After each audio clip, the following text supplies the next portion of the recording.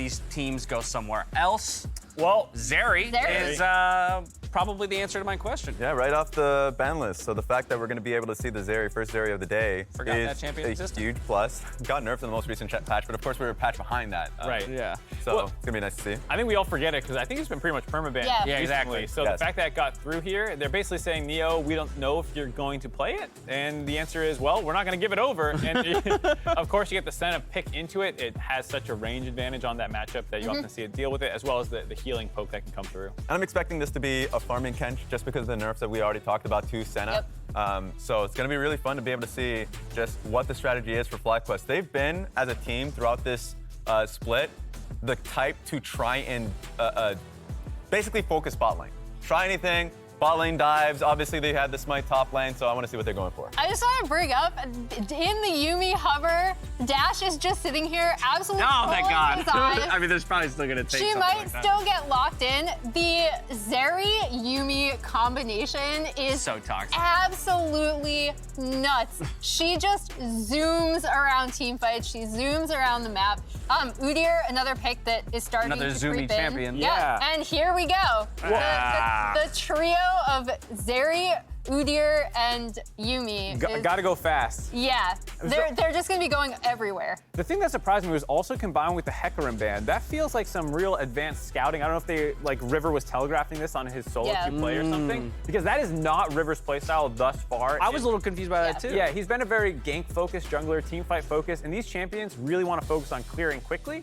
And that's why it's a little surprising. I mean, Udyr is still team-oriented. He's not going to 1v9 the game. Sure. But that's some smart looking ahead from FlyQuest if this was kind of their read. So it's sussing out perhaps the Yuumi as well, right? Because that's Yeah. a classic champion to be paired up with a Yuumi as well. Yeah, and it's just great to see Udyr kind of make a resurgence. We saw it initially coming in from Is it spot great? 9. Well, it's great until I already it's have the one only Jack pick. on my desk, okay? It's great until it's I the don't- only pick in the I don't meta. need two of them. For months.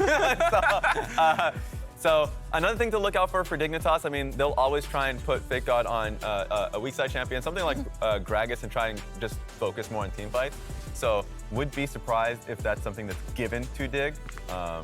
So with Victor off the table and Corki already locked in, Emily, my big question that still remains is, are we going to see, for example, the Zoe come out for, no, never mind, that is FlyQuest side. So he'll be playing the Corki. Zoe won't be coming out for toucouille. I mean, but Blue's got a good Zoe too. Does he? Yeah. As good as toucouille? Yeah. He stole I a hope so. Baron with an injured finger with Zoe, remember? Come on, With an man. injured finger. True, true. Another pick that I was thinking about is LeBlanc. The only concern is that if you try and go for a LeBlanc, which is like great with Yuumi, they have a Tahm Kench. They have a Tahm Kench and Senna that can just block anything, a play like that from happening. I'm also interested to see where FlyQuest wants to actually go. They have last pick, and people talk about that roaming top smite strategy being more effective on red side, where you can't then get counterpicked with this really hard farming thing. And so now that they're on red side, they can go ahead, grab their jungler here, and then decide based off what they see from Dig. Whereas Dig is really telegraphing one of these kind of ball comps. It might be Orianna mid for them. It's not a great matchup into the Corki, but if you just want to empower an Udyr and Zeri to speed around, that is probably the best option for mid lane. Well, Lee Sin coming through means that their top laner most likely is going to be that 5th and final pick on the side of FlyQuest. Let's see what Dig decides to pick up here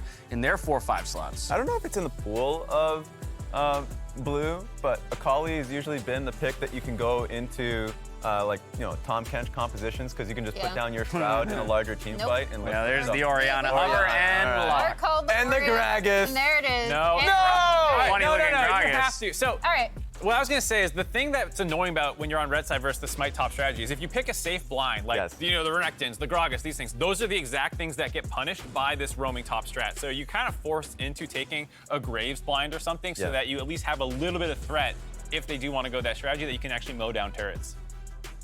So you like this approach, though, from FlyQuest, then, to put Dignitas in that position, to have to take the Graves, and now you at least get a choice in whatever your perfect response is to that pick, and it looks like Irelia will be it. All right. Yeah.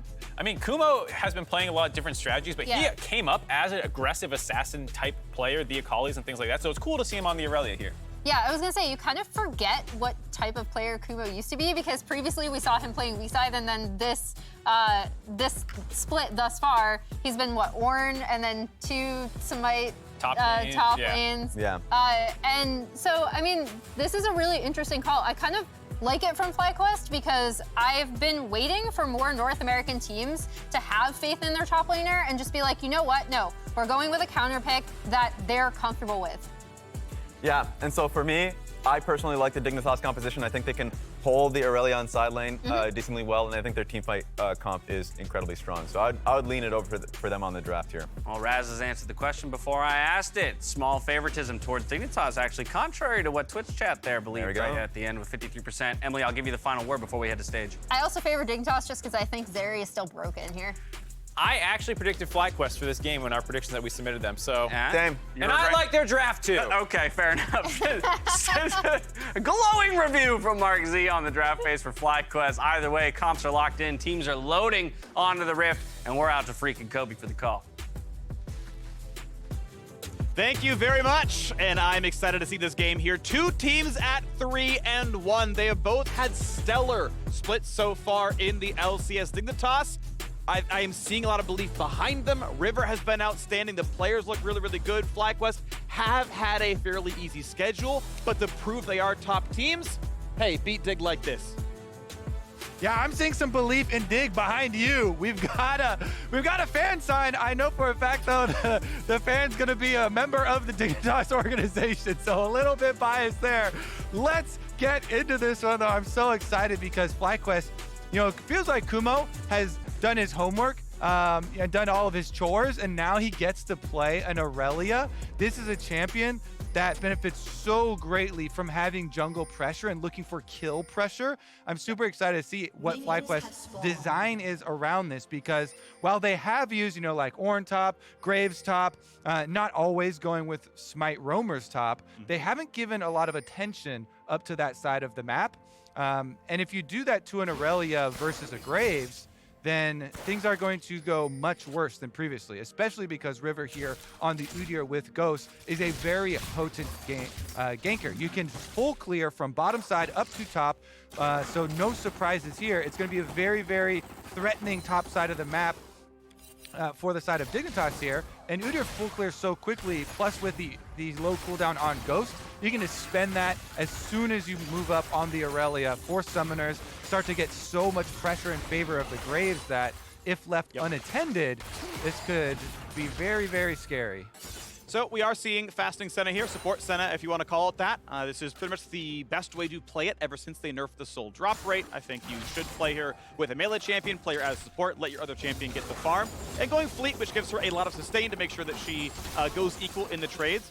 The one thing I do want to bring up as some Senna tech, Airy Scorch. It'll apply both on your Q, which you're going to get through minions. It's really, really, really good poke. You can actually wear down teams with low sustain. Yeah, I also am a fan of the speed up from the fleet footwork though. And we've seen be pretty effective too.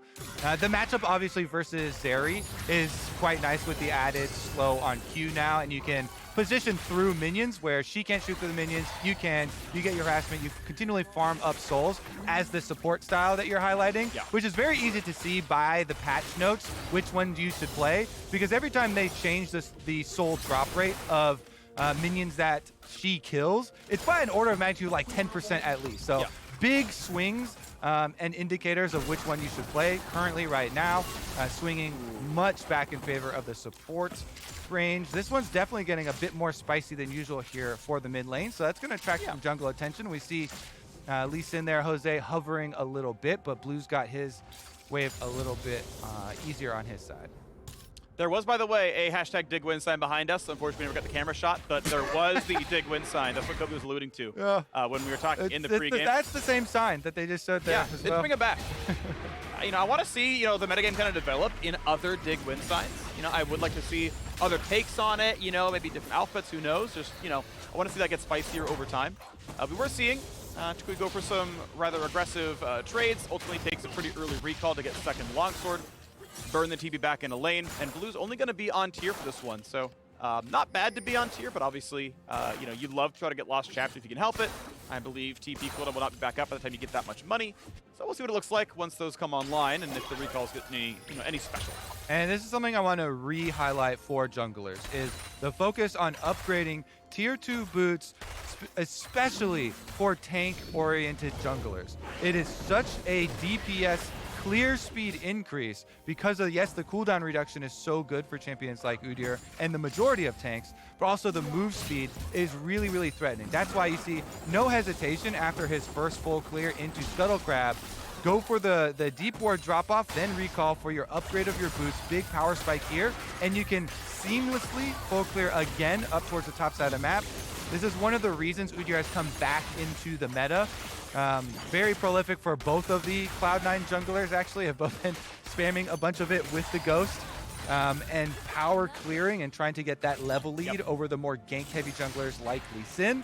So we shall see if, in this case, River is able to do the same and continue on with his very efficient clearing. And you start to look for your invades and stealing away, especially the Raptor camp, because Phoenix is so good at stealing away. Yeah. Want to point out, it is futures market on the Udyr. Kobe, I know they nerfed the boots cost a while ago. I forget if you need 7 camps or you just can't get it all on 7 camps to get cooldown boots. But futures market guarantees you absolutely can, so obviously have to be on that power spike. Exactly, and that's one of the runes that's really play style enabling. So love to see the use here because it really does have a big influence on how he's going to actually operate here. Scuttle Crab on top side too is very good. Second Scuttle Crab gives you full experience, so should be able to control that one as well as move up on a... Whoa, he's actually not sticking around for it. I guess he just doesn't... Okay, cancels recall. There you go, River. He's going to stay in place with the extra vision as well secured for the constant pushing for Graves on top side. Where he has to start worrying, though, is this level 6 mark? That's where Irelia starts to have kill pressure, and you have to wonder if Lee Sin starts to get up here, if you get any early vision on him, then, you know, the kill pressure on Graves is actually very real, even with 2 AD champions. Scuttle is the one camp where the gold value scales with respawn, scales with level, so it's worth more and more and more as you do it, compared to, say, like a red buff where the XP goes up but the gold does not. So definitely a really big deal for anyone trying to get into jungle a bit more is the Scuttles are the single most important camp you can take from an income perspective above everything else in the game. Yeah, I mean, the reputation of Scuttle was tarnished a lot in preseason with taking 80% of the experience out of the first spawn. Yeah. But those were the only Scuttles that were hit, so you still should have a very high priority on consecutive Scuttles as they continue to spawn through the game. Obviously, also, it's unique in nature where it doesn't, have any threatening properties, and you can, smite and heal and stuff off of it very, very well. We're already seeing the Yuumi jump on the Udyr. This is something where you can have very, very aggressive positioning. They're moving in and trying to clear out this kind of highway around towards the bottom side of the map. First Dragon was given over to FlyQuest, but they don't want to let that start stacking. I want to shout out, very smart choice. Johnsun Executioner's calling first item. I think it's actually very intelligent against champions who heal. Keep in mind, Neo has 700 heal. Maybe running for lifesteal runes as well, no guarantee, but obviously there's a Yuumi on your squad, and very frequently Graves buys lifesteal as well. So a pretty relevant pickup here. And we otherwise check in on the lanes. Blue has actually been winning lanes so far. We heard Mark talk about how the lane shouldn't look that good for the Orianna. However, Blue is doing just fine over there. Top lane skirmishes going pretty close to equal. I think Kumo has more to farm. I want to shout out this jump over the back of Baron Pit here from Jose. He's going to get around this ward as well. In position for that level 6 Irelia. Then the ult hit. Ult backwards, kick, flash in a range. Flashes away from the ulti. Kumo hit the button late and gave FakeGod the chance. And now there's a re-gank. Jose's W going to be up right now. Gets over back towards the wall. Shockwave pulls him right back in. And Blue roams and finds first blood in a red. I feel so bad for Jose. He does all this work getting up there to try and play off the Irelia kill pressure. We've been hyping up all game, Phreak. And then they don't get the kill in time. They get roamed on. And he pays for it with his life. That not only is going to be the kill over to Blue for the roam on Orianna without giving up the minion wave, by the way, because he had to push, but also the Rift Herald picked up so many rewards for Dig here with just one little bit of counterplay, and the third Scuttle also on top side of the map. So well executed just to get around here. They know with the Scryer's Broom being popped, they don't have a lot of time. So you can tell as soon as they do this, as soon as they miss ult, they know they got to get out of there. They start trying to run, but it's just too far away. Stun being used there onto FakeGod means he's got nothing for River, who actually has the stun.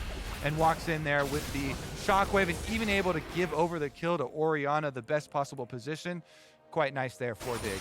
A really nice even small play by River. He lands a stun and then walks to the left and goes, all right, I'm going to place the shockwave to give maximum distance. He was already screwed, but it was an optimization that just like, look, I should do it. It's free. It's extra power. And you know, well done to River there. Yeah, and Phase by Shooter has all the move speed to position however you want. No problem. Kumo does have flash if he needs it. Thankfully, no chem tank done anytime soon, so able to walk to safety, but yeah, danger. Yeah, the one thing you give up when you do go with this ghost style for Udyr, obviously, is the flash bear slap, the iconic combination. So you're not going to have those surprise ganks, but it's just more efficient because the cooldown for ghost is so low, and you can just get into position as easily for a lot of these plays. Blue, though, now. Flash almost gets the root, but a flash to safety from Blue keeps him alive. Nice attempt by Johnsun there on the Senna roam. Not the biggest roam, the best roaming champion. The CC is nowhere near immediate. And doesn't get the bullets. They're just gonna fall off into nothingness. And 2 fewer stacks for Johnsun here. Yep, blue buff remains here on toucouille, though. The accuracy from his rockets as well. The early level ones not doing too much to blue, trying to shrug them off. But right back into this vision game. The roams already up towards top side have been effective.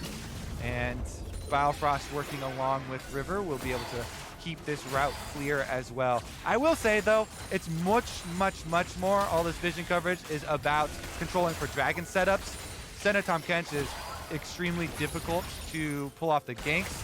Obviously, Aphromoo here has his ultimate, has the Devourer ready, and he's got flash as well. So even if Johnsun is up far, he can Devour, and he can keep himself safe, no problem. So, Dragon setup done. Yeah. Dragon arrival prepared here for Dig. Should be pretty easy for them to finish this one off. Objective control is a really big component of picking Udyr here. You want to try and snowball off of keeping your experience lead through power clearing and focusing on those objectives. So, getting right back on track. Yeah, looking pretty good right now. Dragons 1-1, gold basically tied. Flag with a momentary lead right now. And as the team comes down, this could be a big play. It's going to be root onto River. This could absolutely be a big play. Ult comes in from Zeri. Ulti across the top. Package hits couple right now. River getting low. And otherwise, Neo trying to run away. Tanks the rock the best he can. They're rocking out, and they're just going to stay alive for a moment. Will there be a dive, though? They can push the wave in. And they could go for round 2 here once they get the minions down there. But Neo, all the way back to full HP. Thank you to a Summoner Heal. Thank you to Biofrost. And it's going to be Dignitas staying alive.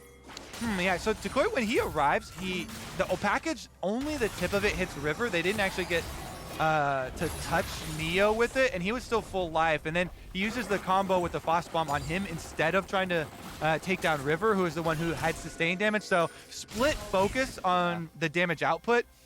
Up in the air whether they still would have actually been able to 100% it and find that kill onto River, but not really focused on the DPS output down there on that play either. Means they don't get anything back for the potential pick on the Dragons.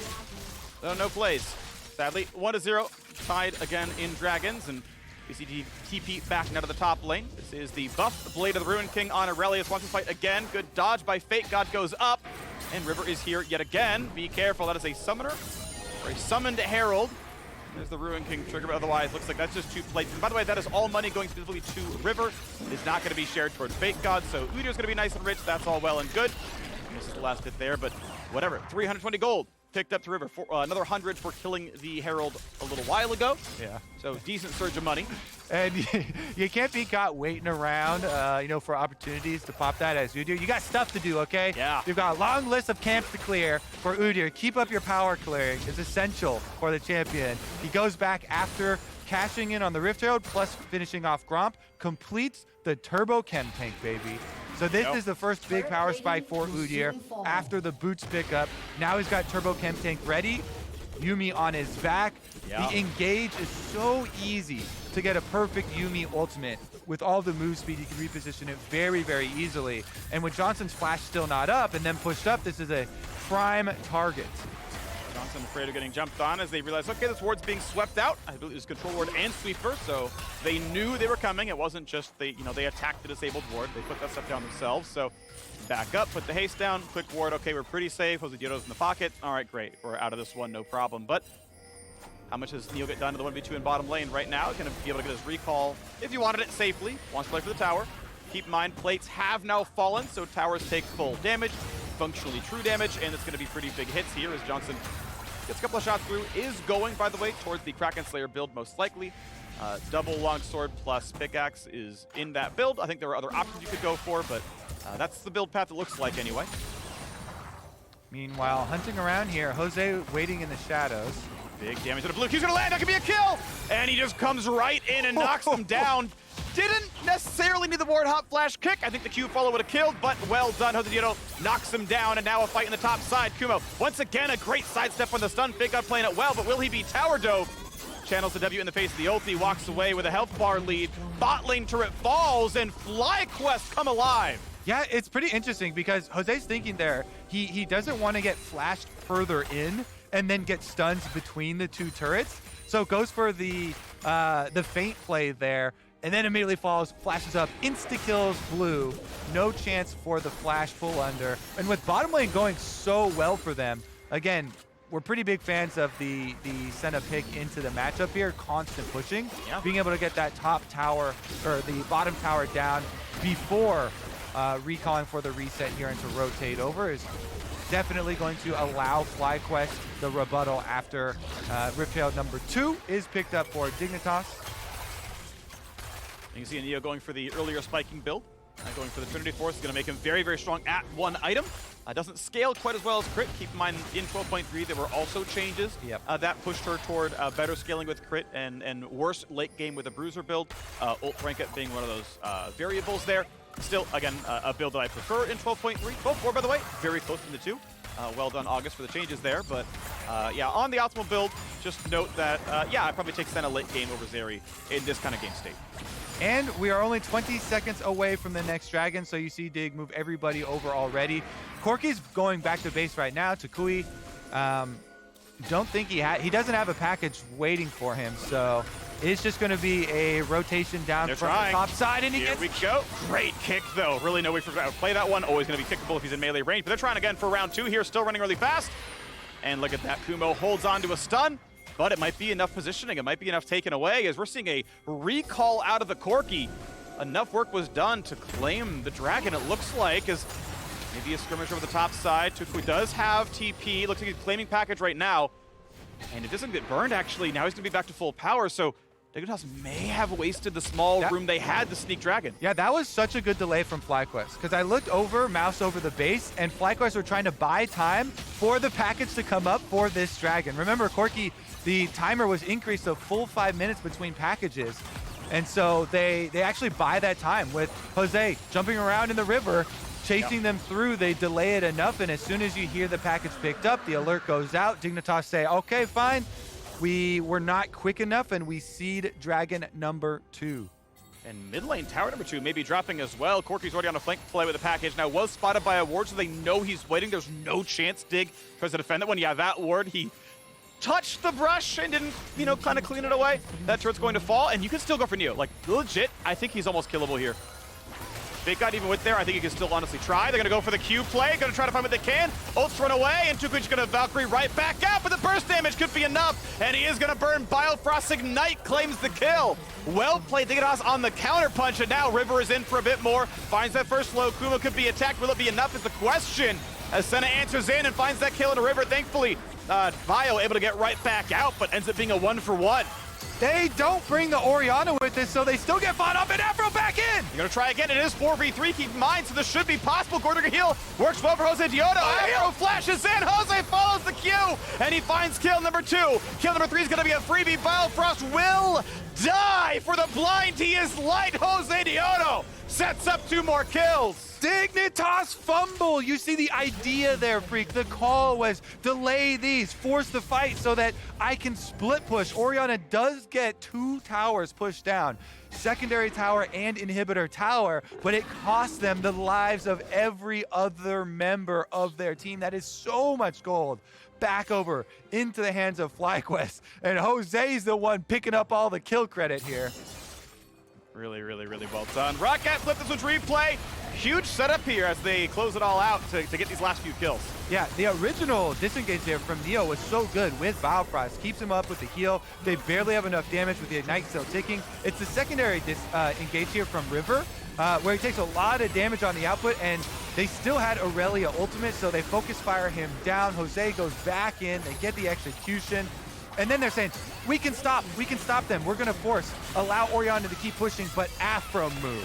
The oldest player in the LCS goes for the re-engage, hits the W, and even with the Yuumi healing, they are able to eke out enough damage to find that execute. Jose, these Qs are point and click, Freaky, hits every single Sonic wave and picks up every single kill. Yeah, Executioner first item. Well done, Johnsun. Correct itemization. Aphro, you mentioned, turns 30 this year. The man's going to be, I believe, the first 30-year-old LCS player. Love to see it, honestly. Birthday in September, so it would have to make playoffs, I believe, to make it one happen, and, you know, walk up to Worlds as a 30-year-old. Sounds pretty good. JoseDeodo being his way out, no problem, and FlyQuest on their way to a 4-1 record, tying first if they could win this game. Blue still on the side lane, getting what he can on those lanes, has knocked down, I think, 3 turrets single-handedly. One of them being an inhibitor turret, so a lot of money onto him, which means it's going to be on him a lot to carry these team fights. Yeah, I think FlyQuest are in a really good position now. Double stack dragons because they were able to delay off the other package last time around. They got so much money off these last kills that it's now 2 item leads in. Black Cleaver picked up for Jose. He can help shred resistances even on frontline. It's going to be interesting too because they even have options of picking up the split pusher. You know, Hullbreaker does give you a lot of extra resistances, but if they're able to shred those in the 2v1 with Irelia, that is killable and puts the Grave split push in a little bit more precarious of a position, especially if FlyQuest can control this next dragon. Only 1 minute and 15 seconds, and look at the vision control and all the effort FlyQuest are putting out in setting up this objective. There we go. Mid lane turret a bit low. Dragon number 3 for FlyQuest. They can make this one happen. 1 minute away. Nice try in the queue. Neo sidesteps it, dodging bullets. See, someone can go to his level. Maybe an AG Smith can make it look a little bit nicer in the sequel. 5-2 in kills, 52 seconds till Dragon comes up, and wave control seems to belong to FlyQuest here. Irelia on the back foot, top side, takes a pretty weak wave and is going to slowly push it back up now. TP not available, but FakeGod has it, so that's going to be pretty important. Kumo gonna have to get out soon if he wants to help his team play for Dragon. Otherwise, Dignitas, if they track cooldowns, can force a 5v4. It's interesting, yeah, because they invested so much effort in taking over full vision control of this red quadrant, whereas you can see Dig moving up into the river over here, allowing for a pathway down, and even threatening around, picking up Scuttle Crab by Baron, trying to clear out as much as they possibly can before the arrival. 10 seconds though? Yeah, Kumo, his team cannot immediately start this dragon. They actually have to wait for him. Yep. He would be 20 seconds late counting channeling time. That is the window right now. 20 seconds starting right now is how much time Dignitas has to have until he walks down or can finish a TP down. FlyQuest do have a lot of range to work with though. They've got Corki rockets and they have Senna here throwing out snares. So the team can buy time. And Dig are not able to brute force their way in before the arrival. toucouille with this blue buff on Corki, constantly throwing out these rockets. And he's going to recall for the late packer. Once again, that's the timer on this one. So trying to burn it down, and it's going to be claimed. 5-minute cooldown on package means Dragon's up. I recall late. The fight after. TP. Is there a fight? That's the question. Yes. Corki's there with package in the face of absolutely everybody. It's got to be a good one. He's going to be unstoppable. Only hits the Graves, but buys a lot of time. Could have maybe dove through the team. Chose not to, as Aphromoo going to lead the front line. Needs a shield. Pops it. But he's just going to get burned all the way down. FlyQuest really did not maximize damage or target selection. Just kind of give him up for dead. You'll love to see it. Actually, this is the exact intended change from the designers on the increase in time for package. So you cannot chain package pickups for these objectives. Full 5 minutes, full 5 minute spawn on Dragon. And FlyQuest try and get the fight afterwards, cutting them off, but not quite in position to do it. And not a big enough lead to actually burst them down, even with Aphro trying to do all the tanking here. Good job by Dig. They pull back, and since they are effectively... If you packaged right, I think you just kill everybody. But no one can get FakeGod here. He's wary of the burst damage as he packages forward, probably. But there's no hope if they just cut it off there. There's not enough time to bring the rest of the members over. You see the focus fire from FlyQuest trying to get there in time, and they just don't have the DPS. I just feel like if you're willing to TP in for the post-fight, and there's 4 people grouped up, you are guaranteed like 1.5 seconds of package DPS just by tagging them with it. That's like 1,000 damage by hitting W once, and you still get Valkyrie afterwards. You're unstoppable during package, you're then out of range, they're CC'd, you get out of range, you have a Hex Drinker. Like, I think that play works 100% of the time. There's 2 kinds of Corkis in this world, Phreak. Yeah, me and bad ones. Yeah, he did have a Hex Drinker as well in inventory for a little bit of extra safety. So we'll see about the review on that one, but we know how it turned out in this game, and Dignitas are happy with it. Alrighty, still a fun game ahead of us. 2.3K, FlyQuest are in the lead. They've done a pretty good job of this one. A 30 CS lead for Kumo in the top lane as well, though matching FakeGod at the bottom. Gonna look for a play here, reset off the cast minion, but again, FakeGod very good at sidestepping his Irelia stuns, either playing the mind game well or just being out of range of the recast. Either way, generally not getting stunned. Johnsun is going for that crit build, as we mentioned. Will give him high DPS, lower burst, and now it's the bottom river that they are playing for. Keep in mind, Irelia has control, so if the team give him wards, that means he won't be gankable down there. And Blue's back to a split push mission, Phreak. This is the hardest split push Orianna we've seen in a while. He's chugging away. He exposed this inhibitor previously, and it's up to FlyQuest to try and send people back. He actually draws 2. This is very, very effective here when you can go split push, force 2 people to answer you like that recall. FlyQuest have to cede entire control of the map here, and that allows Dig to move in and take away so much of this work that FlyQuest just efforted in getting all these wards down. Blue gonna be paid the price here as well with the steal. All right, yep, that is a blue buff taken. Sadly doesn't get to go to blue, but it's gonna go on to river, and that's good enough. Oh God, here we go. We're back to the Who's again. On First skit. I mean, it was really inspiring. I thought, you know. All right, what about what about the defense on this turret, though? It's going to stay alive for now. That health bar at half, but I mean, the thing is, FlyQuest do have pretty good wave clear, and Dignitas, I mean, they don't have the most range. Like, Neo's Q is 700 range, so it is still one of the longer range turret hitting buttons. So, you know, Zeri's decent at it. Your E is instant cast. You can kind of play at max range Q, E away from, you know, most meaningful CC. So it's not that hard to play around. The only difficulty is, like, well, Senna's going to auto you the whole time, and you don't want to take more than 2 autos doing that. So if the defense is there, it can be tough to get things done. And Neo just going for the Hurricane build and knocking down waves. Yeah, I mean, the biggest thing that we're about to run into is the range advantage, because Johnsun continually stacking up these souls just to get to become more and more of a threat. toucouille now, he's got his transformed Muramana with the Luden and Sorkshu. So the 2-item Corki power spike is here, even though it gets delayed a little bit by picking up Hex Drinker in a lot of these situations. Yeah. The poke and range here from FlyQuest will be real at the next dragon. Number 3 is going to be soul point for either of these teams.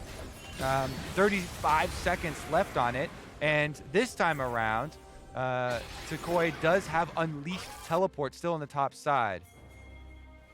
You see blue plays around the fact that he's got absolutely 0 vision, no deep wards. Dignitas have not been allowed to play in the top side of the map whatsoever, so he has nothing to track if someone's coming up to him, so has to play that wave really far back. And again, you're in this kind of delay game because the package was picked up. Never mind, we have to kick right back out, disengage. The package was picked up after the last dragon was killed, so you have to delay a lot after the arrival of this dragon. And Dig know that if they rush it down, they should be able to get it there. So you see him waiting patiently. That's nice and everything, but is there going to be a play? Blue's going to spot Aphromoo. Thick skin, may have to be burned pretty soon. Has to flash the shockwave. TP now in with package, but they are in for this one. Thick skin should be back up in a second, but Aphro going to let it regen now instead. Ulti back for FakeGod, wants to stay alive. Is able to do so as Kumo puts in a bit of damage, but is holding on to his ultimate. So now it is FlyQuest with the inside track. We know that Johnsun can pump in heals, and toucouille has himself a huge amount of damage. Big one plus Ludens is half HP off of Neo.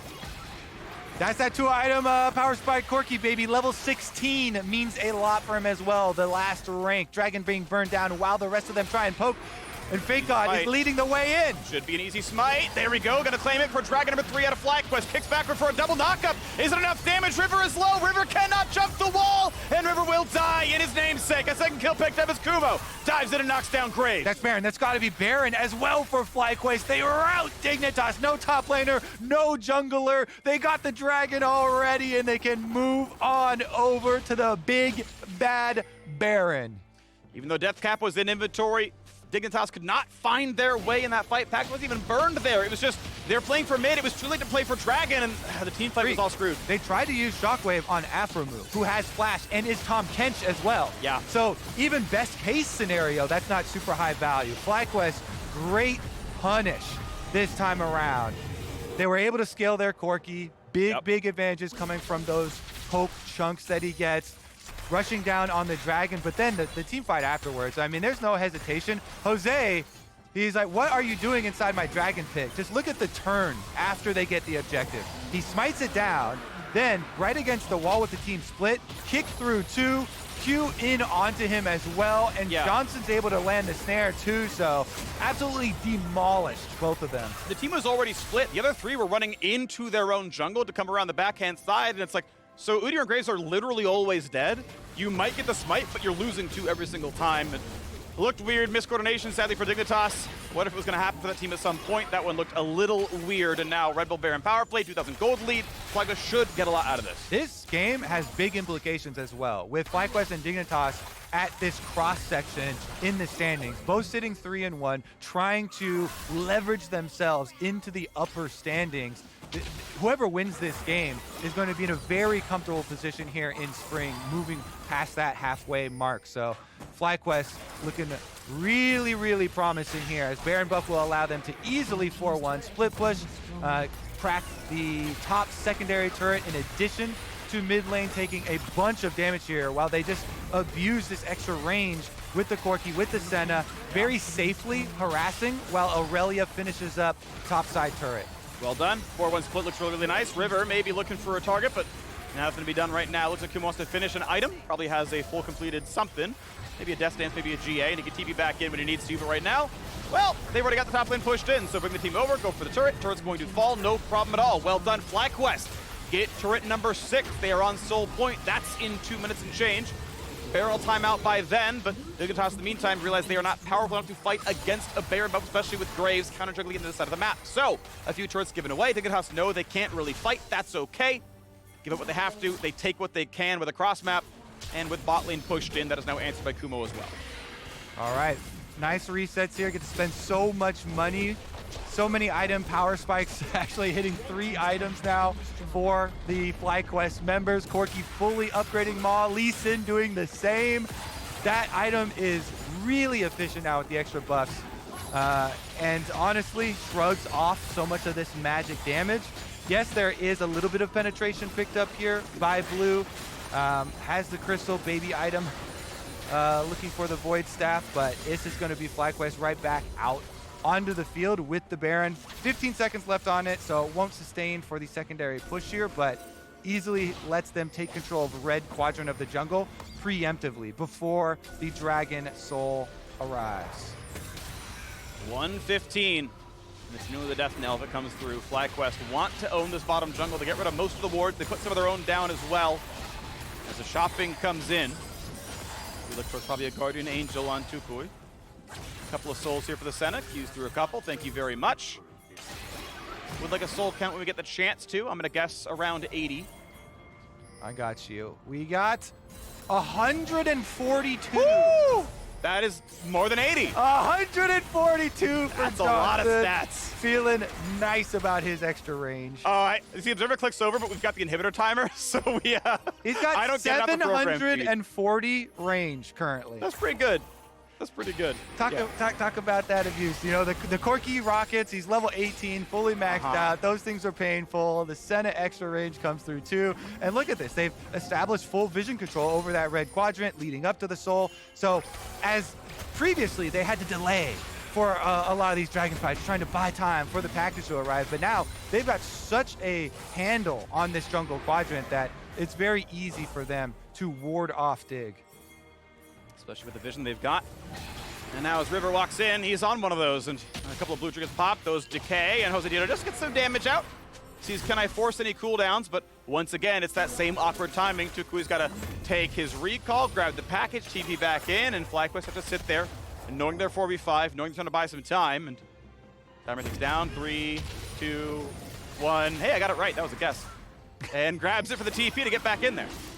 All right, teleport comes through. 5K on the Dragon. They should be able to delay enough. The package has arrived.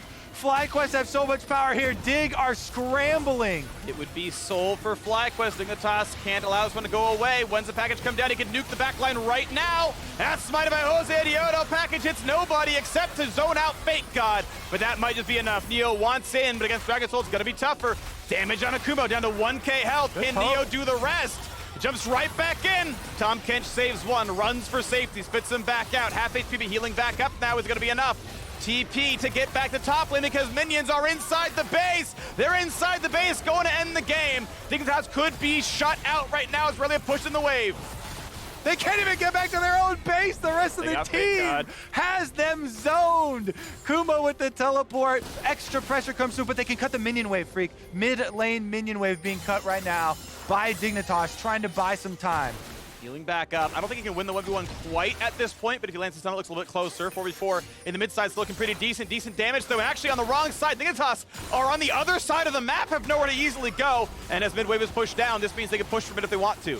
Yeah, recalls will go off. They lost control of the minion wave. FlyQuest Like this. turn their sights towards Baron instead. Off those recalls, I don't think there's enough time to rush out here. I mean, they do have some of the fastest champions, though. Udyr and Yuumi. So they're running straight for it. They're going to try a blue trigger once again. Reveals what's going on. 10,000 health left on Baron. Running it as fast as they can. FakeGod's here. River's waiting around. Got to turn. Vision's going to be kind of rough. The blue trinket's going to live for now. So FakeGod actually able to kind of bully his way in and knock this one out. But keep in mind, top wave is still pushing down. Now, no TPs are up for FlyQuest. Aphro could taxi one of them, I suppose.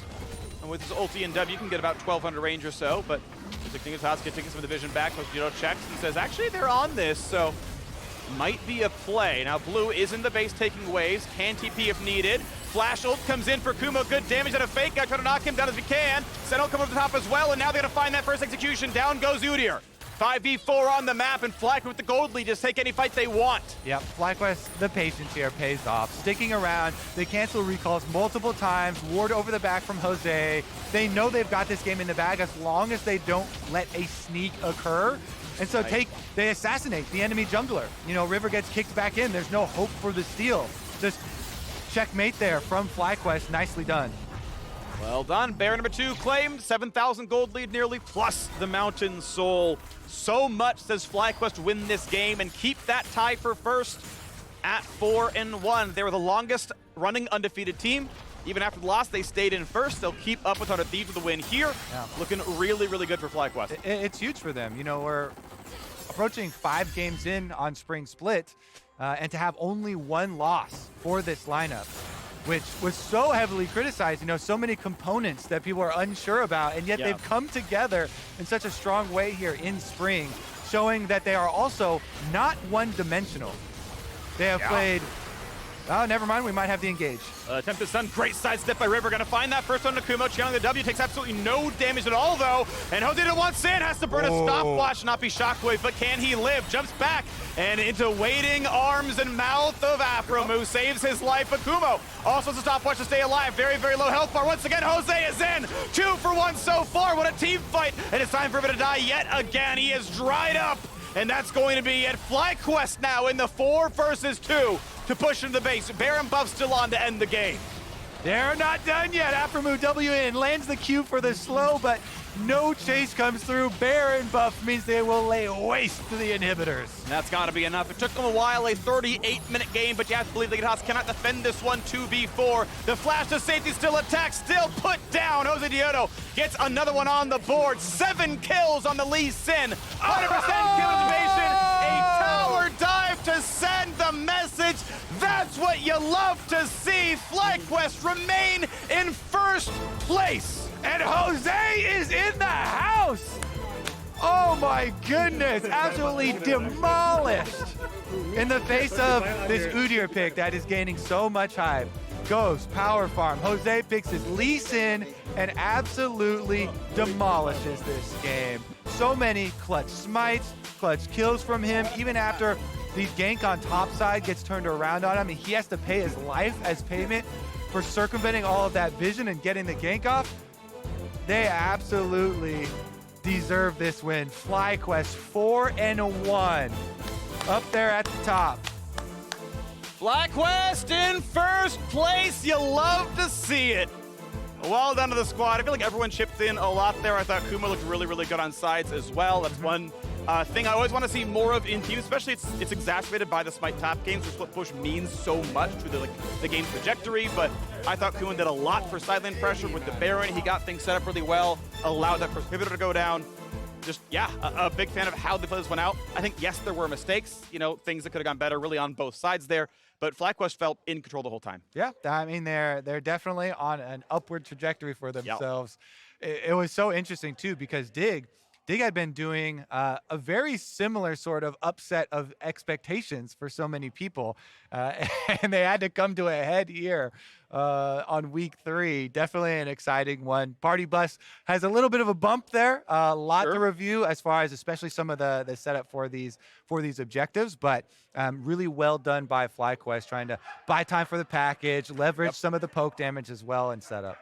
And I'm excited now for the next, basically, and the laughs. They're cracking up over here, I'm glad baby. They're happy. They're winning and they're loving it. Yep. I'm excited for the next 8 games, though, for FlyQuest, because it's going to be tomorrow's games plus Super Week next week. That's going to be the rest of the top teams in the table. They have dodged most of the other 4-1, 3-1 teams so far. So those are going to be tests that's going to mean so much. Is it an 8-1 or a 4-5, right? Because it's somewhere in the middle is where that's going to end up, and it's going to look really different based on how those games go. So more